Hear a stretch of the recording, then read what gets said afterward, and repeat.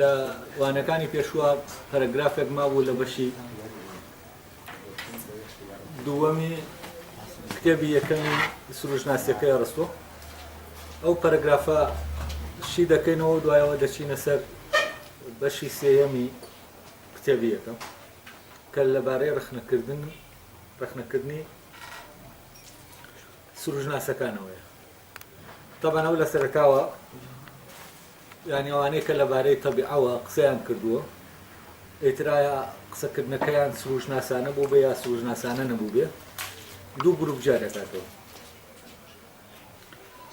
گروپێکیان ناو دەنێ ئێلیەکان، گروپێکیشیان ناو دەنێ سروشت خوازەکان. طبعاً لەوانەکانی پێشووە ڕخنەکانی ئەرسطۆ لە ئێلیەکانمان باس کرد.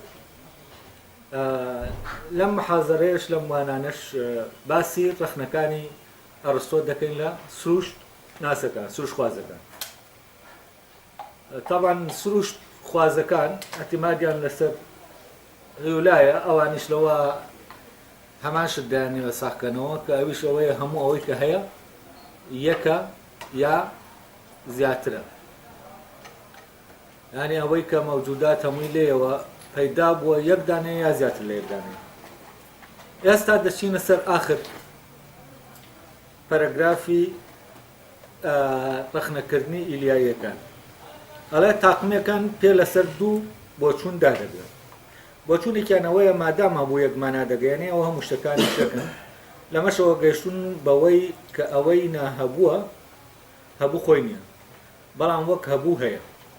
بۆچوونەکەی تریان ئەوەیە کە دانیان بەوە داناوە ئەوەی کە هەمووە گەورەیە و بە دابەشکردنی شتێک بۆ دوو بەش دابەش نابێت. تاوانە دوو ڕێگەی هێناوەتەوە، ئەو هەردووکیان لە لای قبول نییە دوو ڕێیەکە. دوو ڕێیەکە یەکێکیان خۆی هیچ سروشتخوازەکانە، ڕێی دووەمیان ئەوەی کە دەڵێ پێیان وایە هەموو شتێکی گەورەیە بەڵام ئەم گەورەیە دابەش نابێت. دابەش نابێت وەکۆی چۆن شتێک دابەش دەبێت بەو دابەشکردنی کە شتێک دابەش دەکەین بۆ دوو پارچە یا زیاتر، یانی دەکەینە دوو پارچە، دوو پارچەکەش دەکەینە چوار پارچە، ئەوە دابەشی دەکەین. بۆ دابەشکردن دابەش نابێت. ئەگەر بۆ دابەشکردن دابەش نەبێت ئەوە چییە؟ تەبان دەبێت ناکۆتادار بێت، چونکە دابەش بوون ناکۆتاداری نایانڵێ، وەکو لە وانەکەی پێشووە باسمان کرد. یانی ئەگەر شتێک ناکۆتادار بوو ئەوە ئیمکانی دابەشبوونی نییە. هەرچەندە کاتی ئێمە دەڵێن ناکۆتادار باسی چی دەکەین؟ باسی کۆتایی و سەرەتایی دەکەین. یانی لە گوتنەکەمانە چی هەیە؟ کەم هەیە، چەند هەیە. یانی ناکۆتادار لە ڕاستیە لە ئەساسەوە شتێکە لەبارەی چەندەوە وتراوە. ئەگەر لەبارەی چەندەوە وترابێ چەندیش خۆی دابەش بووە، بەڵام لێرە شتێک کێنراوەتەوە وەکو مەحاڵ، یانی شتێک هەیە چەندیشە و بەڵام دابەشیش نابێت. لە کاتێکە هەر شتێک چەند بوو دەبێت دابەش ببێت. یانی لێرە جۆرێک لە پارادۆکس لە وتراوەکە هەیە کاتێک دەڵێ هەموو ئەوەی هەیە ناکۆتادارە، مادام ناکۆتاداریشە ناژمێرێ، مادام ناژمێرێکەوەتە دابەش ناکرێت. طبعاً ناکۆتادار دواتر ڕۆشنی دەکەینەوە کە بە دوو معنادەیە، یەکێک لە معناکان هەڵەیە، یەکێکیشیان ڕاستە. کاتێ دەڵێن ناکۆتادار ئەگەر بە معنای نەژمێررا و لە ژمارە نەهاتوو ئەوەی لە ژماردن نایە، لە ژماردن نایە یانی ئەوەی کە ژمێرەکەیە دەژمێرێ قودرەتی ئەوەی نییە کە چی بکە؟ هەموو ئەوەی کە هەیە بیژمێرێ. ئەوەنا خۆی لە خۆیان چییە؟ ژمێرراوە، بەڵام ئێمە ناتوانین بیژمێرین. یانی چی؟ یانی مقیاسێکمان نییە بۆ ژماردنی، شتێکمان نییە بتوانێت ئەو هەموو شتە حساب بکە و کۆیان کاتەوە و بیان ژمێری، سەرژمێریان بکە.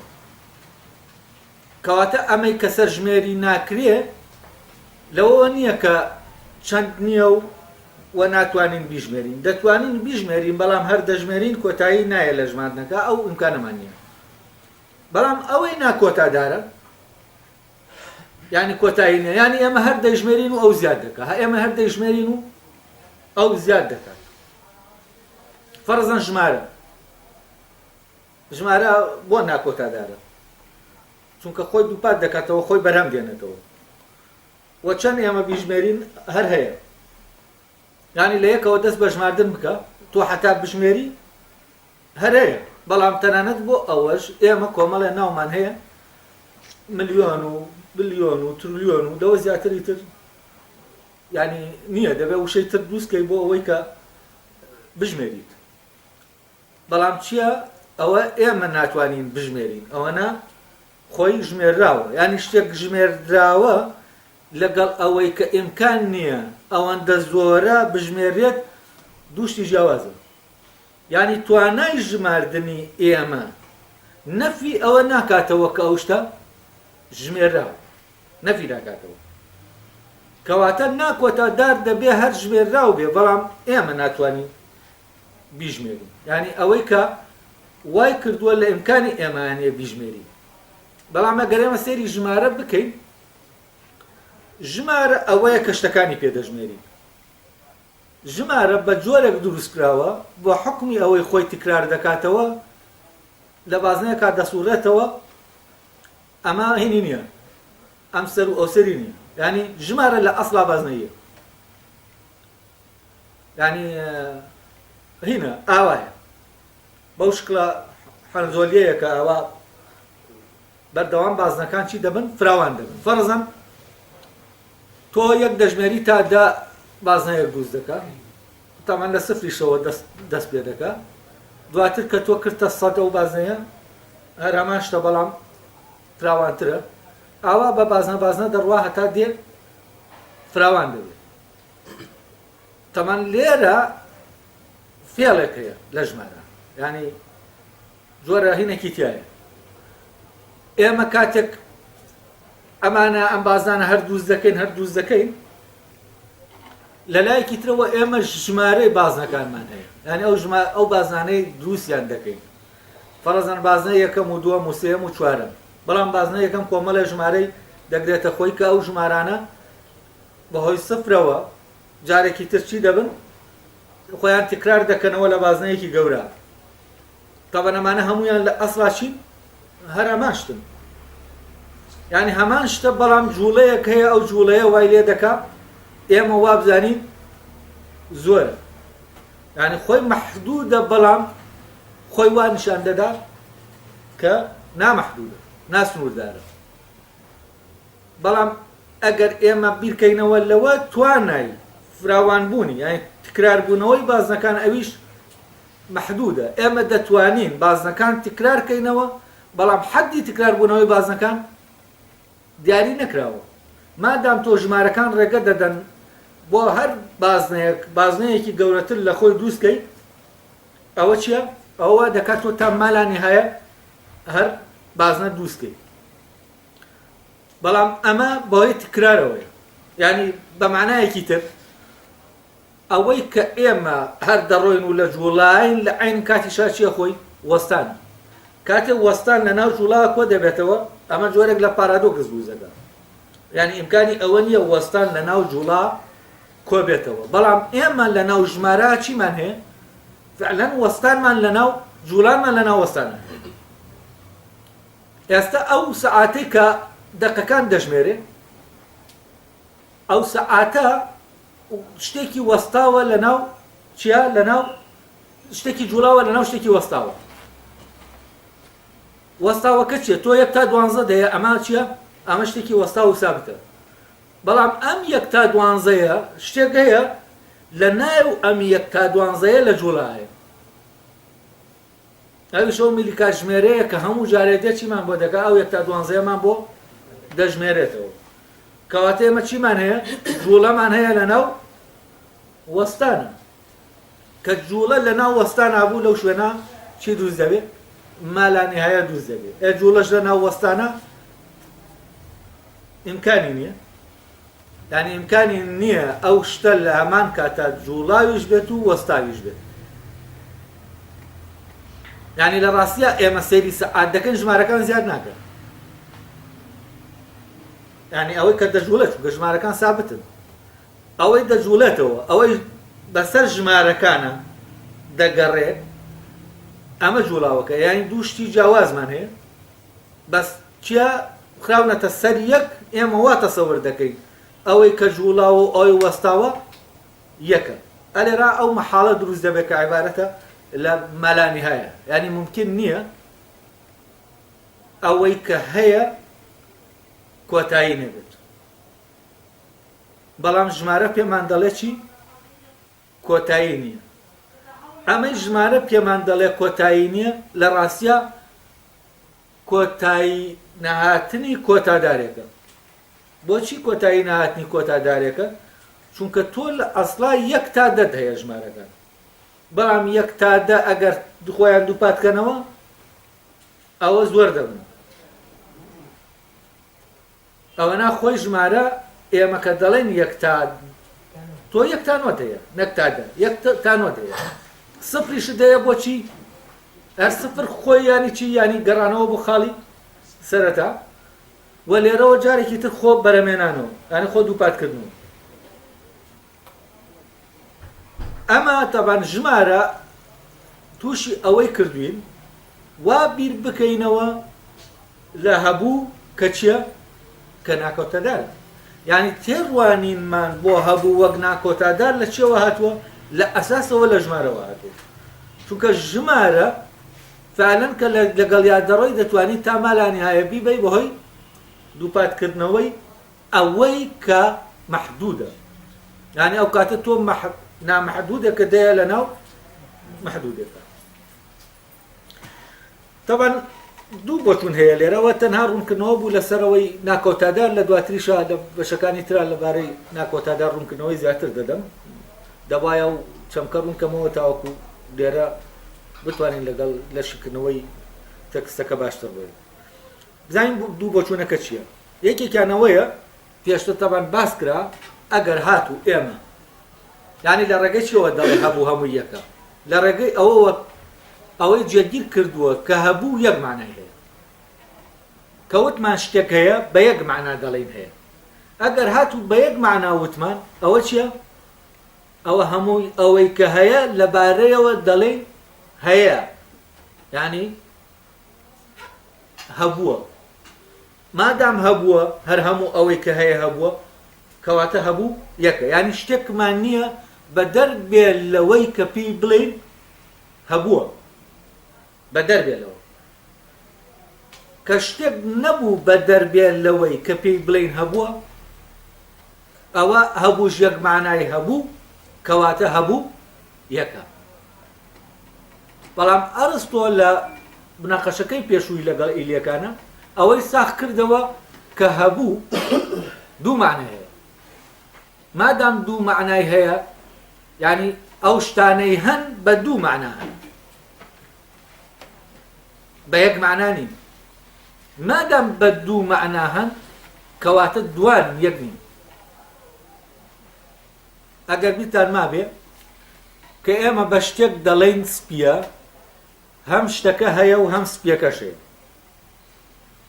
سپی هەیە بەڵام وەک شتەکە بوونی وەک شتەکە نین ئێمە کاتێک لەبارەی سپیەوە دەڵێن هەیە بە معنایەک دەڵێن هەیە ئەمان ئەو معنا نییە کە لەبارەی چیەوە شتەکەوە دەڵێن هەیە بۆچی چونکە شتەکە بوونێکی ڕەهای هەیە جەوهەرە بەڵام سپیەکە بوونێکی وابەستەی هەیە یعنی شتەکە هەیە وە سپیەکە لەسەر ئەساسی ئەو هەیە ئەگەر ئەو نەبێ سپیەکە نییە وە سپیەکە ناتوانێت بەجیا لەو هەبێت بەڵام ئەو دەتوانێت بەجیا لە سپیەکە هەبێت کەواتە مادام سپی ئێمە هەستی هەست بەبوونی دەکەین دەزانین هەیە بەڵام دایمە ئەم سپیە دەبێت بە شتێکەوە بێت ئەوەنە کاتێک لە شتەکەی دەکەینەوە ئەو کاتە سپی نییە کەواتە ئەو معنایی کاتی ئێمە دەڵێن سپی هەیە ئەم هەیەیە معنایەکی هەیە بە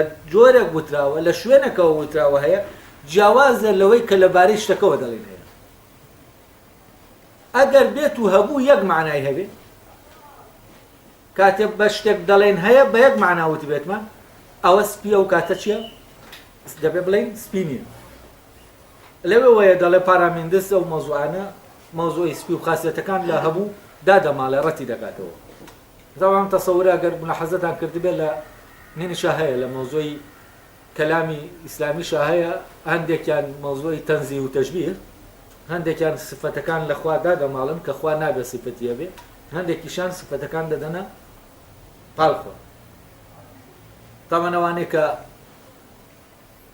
تەنزیه دەکەن ئەوانە سفەتەکان دادەماڵن وا تەسەور دەکەن ئەگەر سیفاتەکان بدەنە پاڵخوا ئەوە هەست دەکەن دوان هەیە نەگێک یعنی ئەمە تەبان هەمان ئەگەر ملاحەزەتان کردبێ هەمان شتەکە لە لای گریکە کۆنەکان هەبووە ینی هەمان بیرکردنەوەی لۆجیکیە کە کێشەی دروست کردو و مناقەشەی ساز کردووە جا لێرە سپی بوونێکی وابەستەی هەیە بەڵام ئەو شتەی سپیە بوونێکی وابەستەی نییە ئەمیان بەویان هەیە ئەویان بەمیان نییە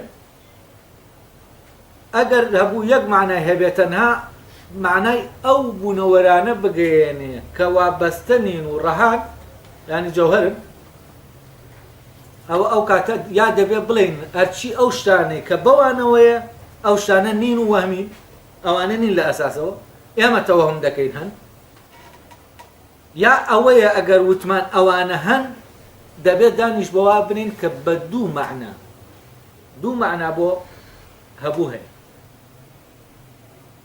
وە بە شتێک دەڵێن هەیە کە بەهۆی ئەوی تریانەوە هەیە ئەمە بە جۆرێک دەیڵێن هەیە هەمان ئەوە نییە کە بەوی تر دەڵێن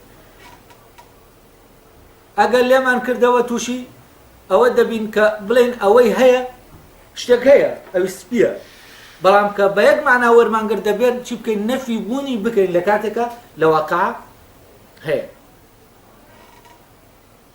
ئەی ئەگەر وستمان هەیە ویسمان تعریفی ئەم هەیە بکەین ئەوە حتمما ناتوانین وەکو ئەو هەیەکەی تر کە دەڵێن ئەو شتە هەیە تعریفی بکەین کەواتە چیمان هەیە لە جاتی یەک دوایمان هەیە یعنی معناکەی جیاوازی معناکە لە چیوە هاتووە لە جیاوازی جۆری هەبووەکانەوە هاتووە سپی جۆرێکە لە هەبوو شتەکەش جۆرێکە لە هەبوو یعنی کەواتە ئەگەر ئێمە کاتیگۆریەکمان هەبێ بە معنای هەبوو ئەوە دوو دانە دەکەونە ناو ئەو کاتیگۆریەوە هەبووی وابەستە بوو هەبووی ناوابەستە بوو هەبووی ڕەها و هەبووی ناڕەها وابەستە کەواتە هەبوو یەک نییە و دوانە ئەمە تەبەن پێشتریش باسمان کرد ئەمە تەنها بە کورتی لێرە هەناوێتەوە لەبارەی ئەوە ئەو شتەی کە باسمان کردەوەی کە گەورەیە و دابەش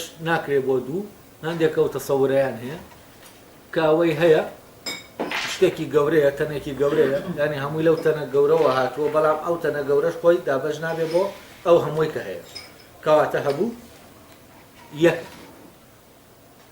تەبەن ئەمە گەر بیری لێکەیتەوە نامعقولە چونکە ئێمە ئەو شتانەی کە دەیبینین ینی گیان شتێک نییە ینی یەک شت نین شتانێکی گیان ینی یەک شتی گەورە نین چونکە گەر یەک شتی گەورە بواە ئەوە نەدەکرا لە پەیوەندیا بن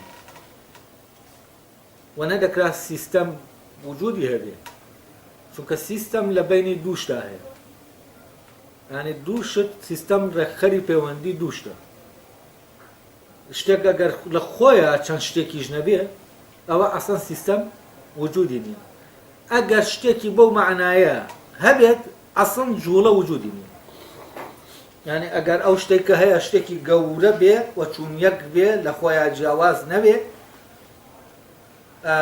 ئەمە هینیش نییە نە جوڵەت هەیە نە هیچت نییە ینی هیچ شتێک لە ئارانیە لەو کاتە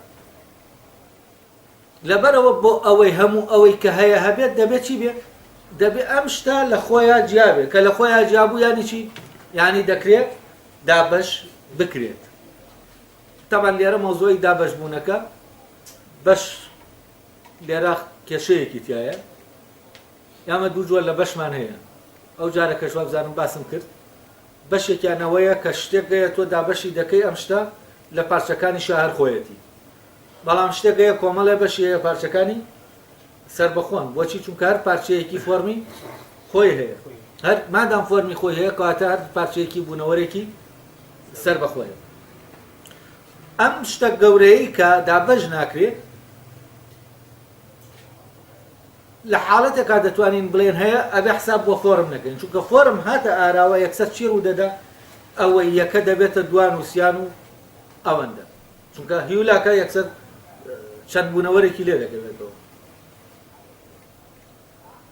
و ئەگەر بشڵێن یەکێکی گەورەیە لە خۆیان دابەش نابێ ینی هیولاکە جیا نابێتەوە بۆ ئەوەی هیچ فۆرمێک وەرگێت ئەڵێ ئەم دوو ڕەیە هەیە طبعاً دواتر دیارە مناقەشەی ڕەئی دووەمیان دەکات لە کە سروشخوازەکان زیاتر پێ لەسەردارەگرێت ئێستا من دەچمە سەر پەرەگرافەکەی تر وابزانم پەرەگرافی ئەو پەرەگرافە ڕوون بوویەوە پەرەگرافی دوای ئەوە باسی مەوزوعی هەبوون و هەبوو ناهەبوو دەکات هەبوون و نەبوونە هەبوو نەبوونە هەبوو ناهەبوو بۆ ناهەبوو بۆ هەبوو نەبوو نەبێت هەبوو نەبوو بۆ نەبێت بۆ ناهەبوو بێت نا شتێکە کە دەڵێن بە نا نەفی شتێک دەکەین لەگەڵ بە نا دووشتی جیاوازە ناهەبوو ینی هەموو ئەوەی کە هەبوو نییە ئەوەی کە لە دەرەوەی هەبووە بەڵام نەبوو شتێک نییە لە دەرەوەی هەبوو ینی نییە هەر خۆی نییە ینی ئەمەیان ئەوەیە کە نییە بەس ئەمەیان ئەوەیە کە هەیە بەڵام هەبوو نییە ئێستا دەڵێن نائینسان نائینسان بە معنای ئەخلاقیەکەینە نائینسان ینی هەموو ئەوەی کە لە دەرەوەی ئینسانە بە معنایە شتانێکەیە لە دەرەوەی ئینسان کە ئینسان نین بەڵام ئەگەر نەفی ئینسان خۆی بکەین بڵێن تاوان نە مرۆڤ نابێ دەبێت بڵێن مرۆڤ نییە ئەو کاتە نەفی بوونی مرۆڤت کرد ینی مرۆڤ نییە ینی بە مطلقی مرۆڤ نییە و نەبوونی مرۆڤەکە ڕەبتی بە چیەوە نییە ڕەبتی بە شتانێکی ترەوە نییە بەڵام ناکە ڕەبتە بە چیەوە بە شتانێکی ترەوە ینی نا بۆ جیاکردنەوەی نا بۆ جیاکردنەوەی جۆرێکە لەوەی کە لەو جۆرە نییە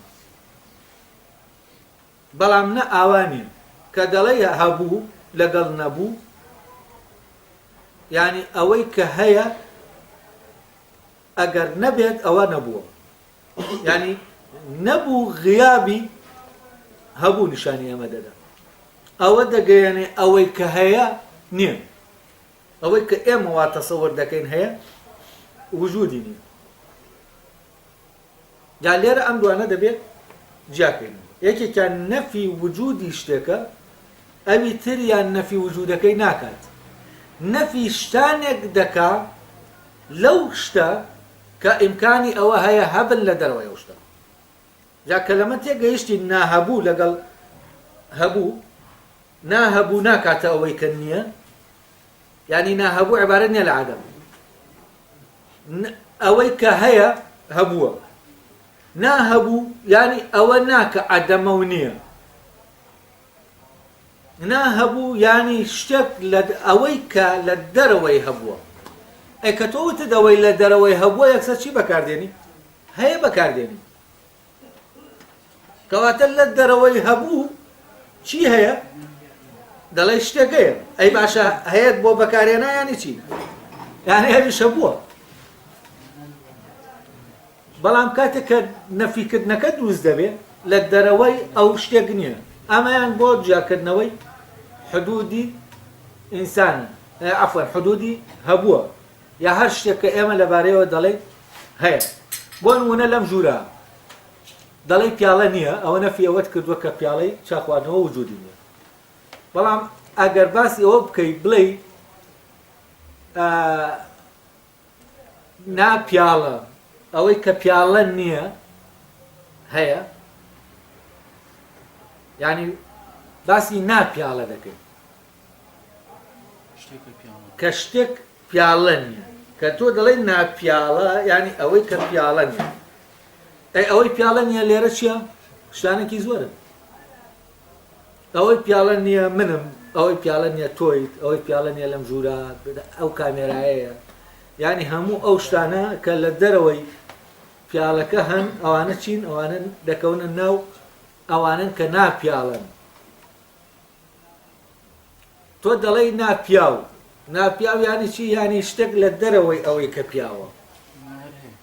لێرە تەبەن ناپیاو نەفیکردنی وجودی ئەو شتە نییە و نەفیکردنی وجودی شتێکی تریش نییە. جیاکردنەوەی لێرە نابۆ جیاکردنەوەی وجودی شتێکە لە وجودی شتێکی تر.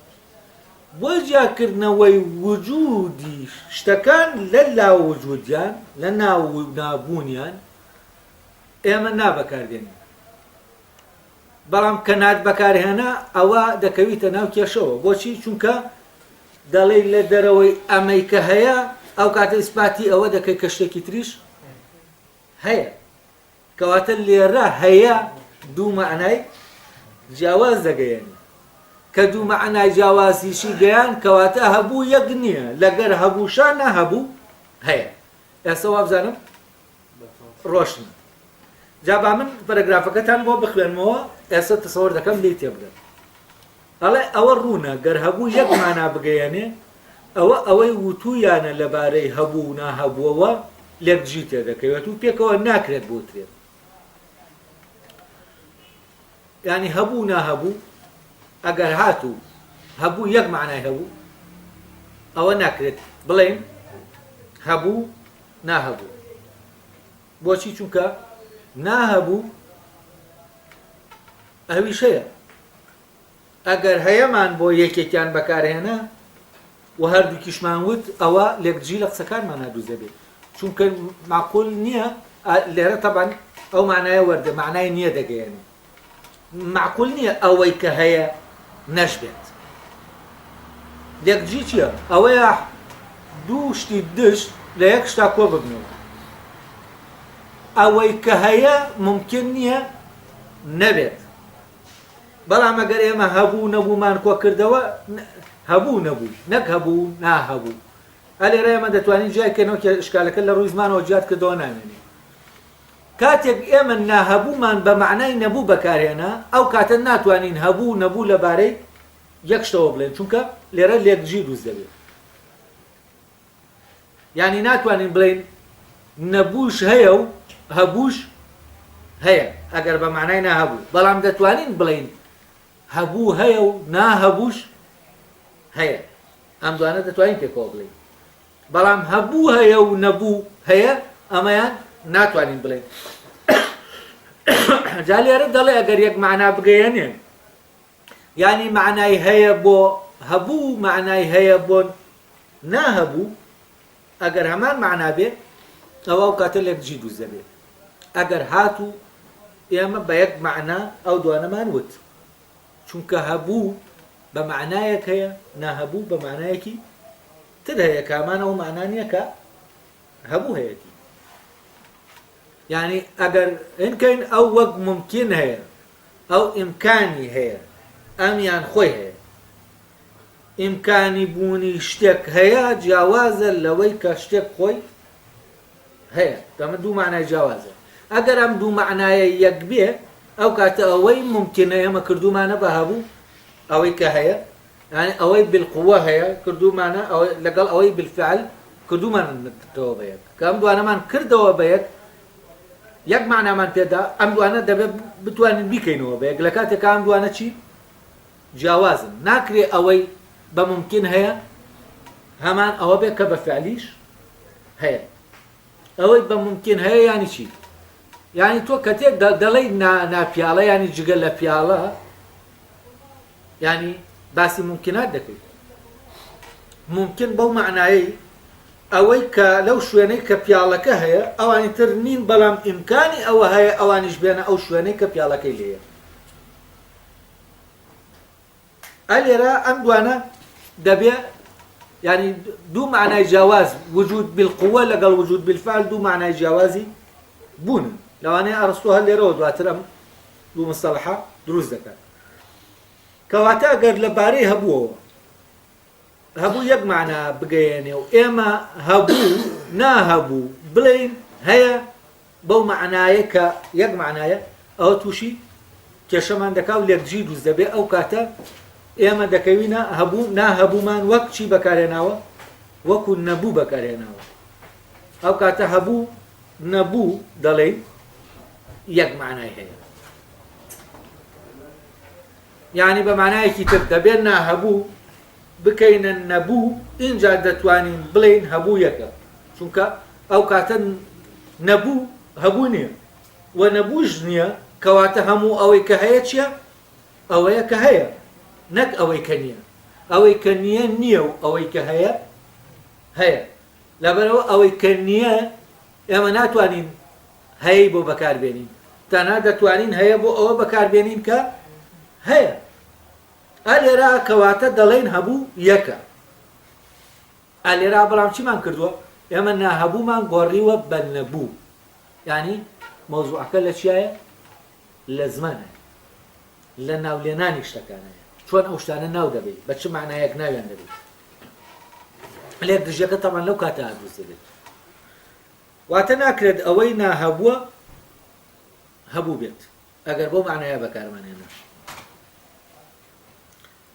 ئەمەی گوتویانە ڕاست نییە تەمانە و نەفیەوە دەکاتەوە ئەگەر ئێمە بە یەک معنا و معنای یەک معناماندا بە هەبوو و ناهەبوو هەبووشمان بەکارێنا وتمان ناهەبووش هەیە و هەبووش یەکە هەیە بەڵام بە یەک معنا ئەوە تووشی لێکجی دەبین و ئەو کاتە ئەوەی هەیە لەگەڵ ئەوەی کە نییە ئێمە وەک یەک دەیبینی تەمان دەڵێ ئەمەی وتراوە ڕاست نییە اینجا دێتە سەر ئەوەی کە باسی ناهەبوو دەکات ناهەبوو بە چەند معنا هەیە ئەڵێ ناهەبوو گەر بە ڕەها ناهەبوو بێت ئەوە بوونی نییە و گەر بە وابەستە بە هەبووشەوە ناهەبوو بێت ئەوە هیچ ڕێگریەک نییە بۆ ئەوەی کە بە مەنایەکی تر بوونی نەبێت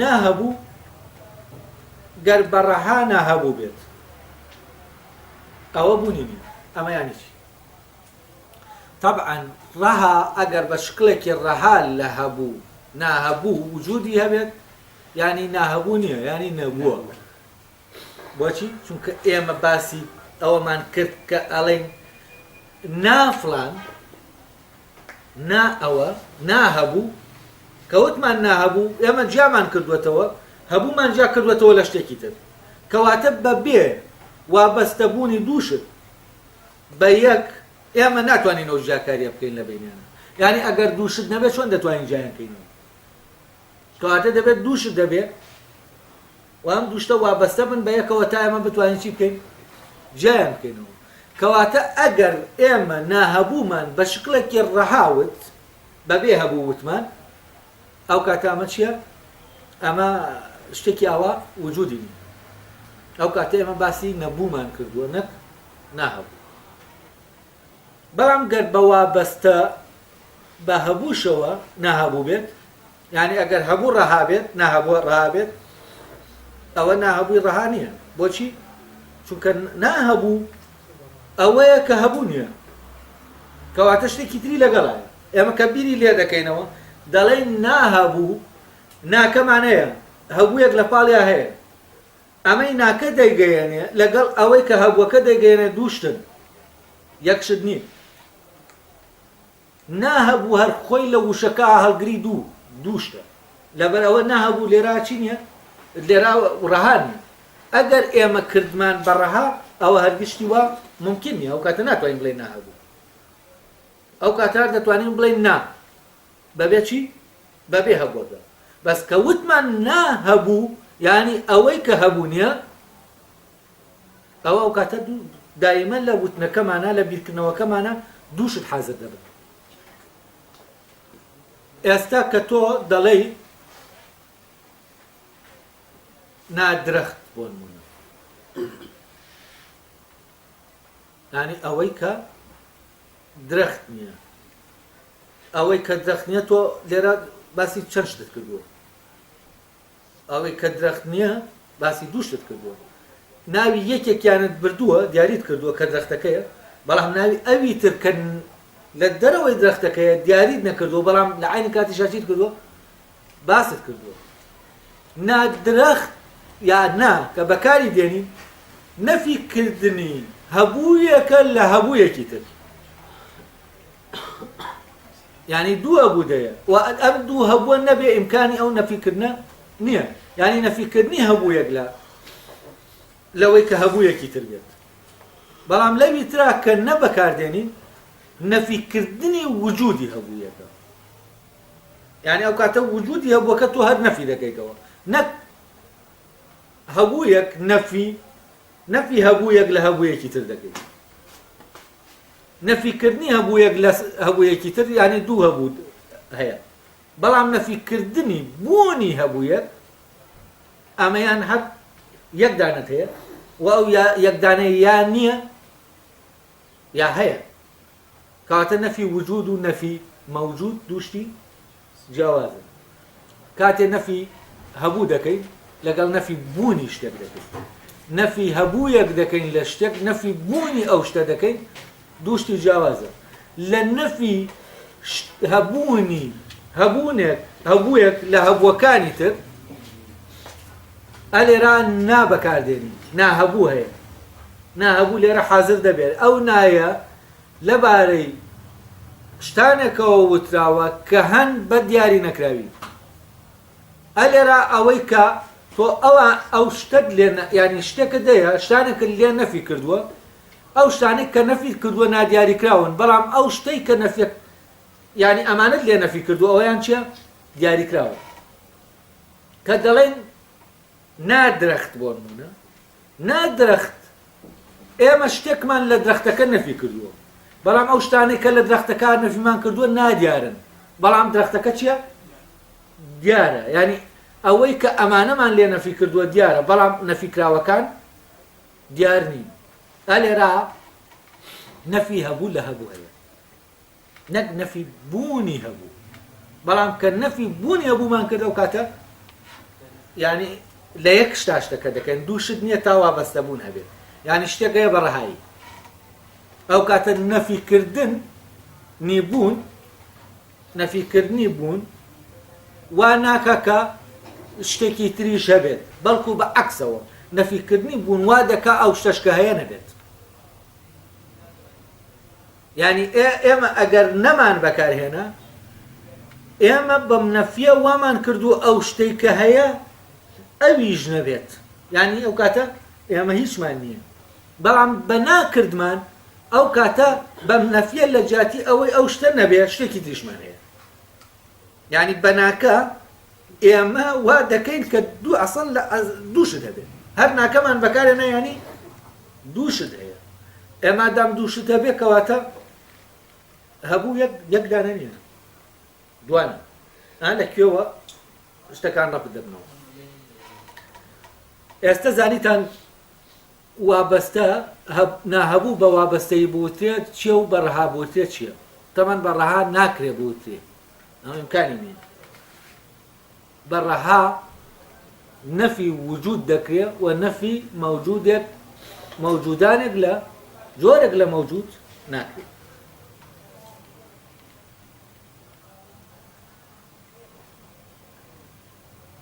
ئەو دێڕەشمان ڕۆشن کردەوە بەڵام ئەڵێ ئەگەر وابەستە بوو هیچ ڕێگریەک نییە بۆ ئەوەی کە بە مانایەکی تر بوونی هەبێت یعنی ناهەبوو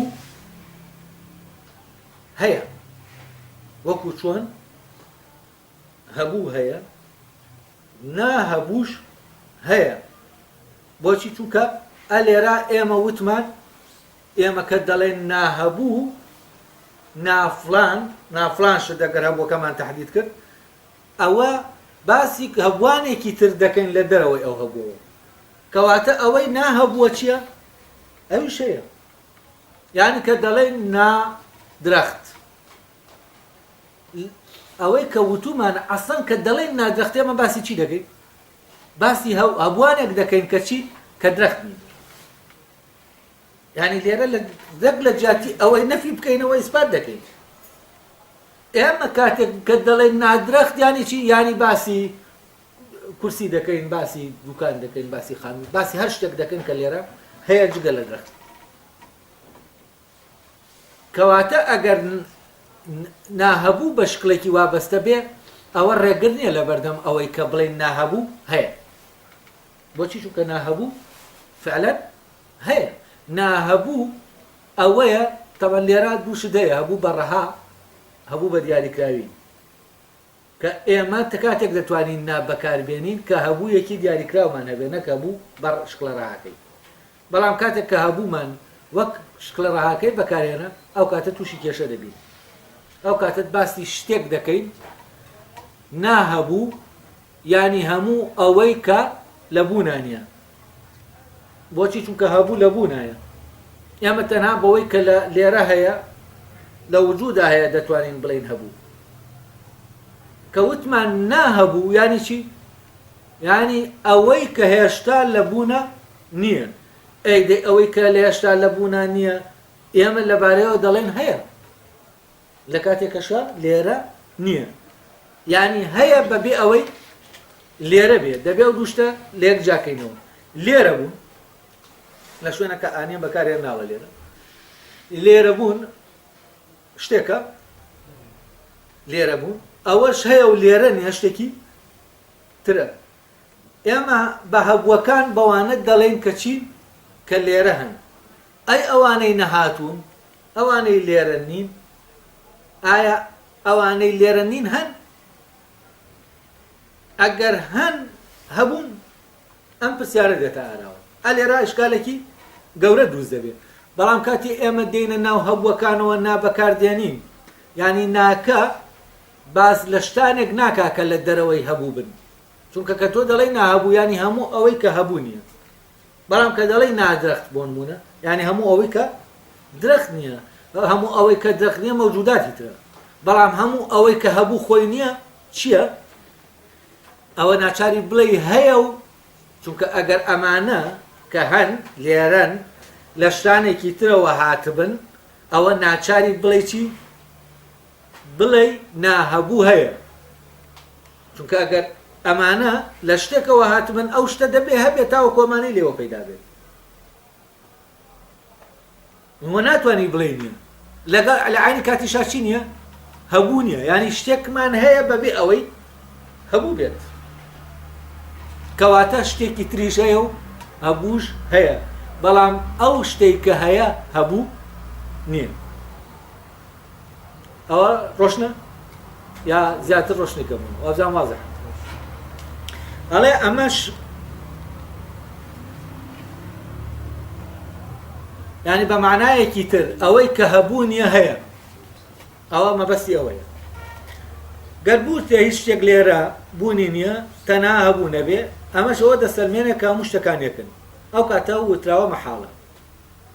بۆچی مەحاڵە؟ چونکە ئەوەی هەموو لێرە هەیە ئەوە هەیە، بەڵام شتێک هەیە کە لێرە نییە و ئەویش هەیە، ینی هەبووش نییە و هەیە. لەبەرەوە ئەگەر بە یەک معناوە هەبوون هەیە تەنها لەبارەی ئەمەی کە لێرە هەیە بەکاربێنین ئەوە شتێکی مەحاڵە. چونکە ئەگەر ئەمانە لە شتێکی ترەوە هاتوون دەبێ ئەو شتەش هەبێ. کەواتە لێرە ئێمە بە دوو شت دەڵێن هەیە، یەکێکیان هەبوو و یەکێکیان ئەوەیە کە هەبوو نییە. ینی هەردووکیان هەن، بەڵام هەن هەبوو بۆ هەردووکیان بەکاردێنین، بەڵام هەر یەکەیان بوونێکی جیاواز لەویتری هەیە. کاتێک دەڵێن هەبوو گەر کەسێک لەوەی وتومانە وا تێبگا مەبەستمانەوەیە کە هەیە ئەوە لەبەر ئەوەی هەبووش هەیە هیچ ڕێگریەک نامێنە لەبەرەوەدا کە هەبوو بەپێ ئەوەی کە لەبارەی ناهەبووە وتمان یەک دانە نەبێت و زۆر بێت. یعنی ئەگەر هەبوو هەبێت و ناهەبووش هەبێت کەواتە ڕێگریش ڕێگریەک نیە لە بەردەمەوە بڵێن لە جاتی ئەوەی یەک هەیە دوان هەبێت. دوان هەبێت یەکێکیان ناهەبووە یەکێکیان هەبووە، کەواتە هەموو ئەوەی هەیە یەک نییە، زیاتر لە یەکە دوانە. ئەگەر هەر بڵێن هەبوو ناهەبووش هەبێت وەکو هەبوو کەواتە دوانمان لە بوونا هەن نەک یەکدانە. کەواتە ڕێگر نییە لە بەردەم ئەوەی کە بڵێن هەبوو دوودانەیە نەک یەکدانەیە. ئەمەشە تەسەورە هەڵدەوەشێنێتەوە کە دەڵێ هەبوو یەکدانەیە.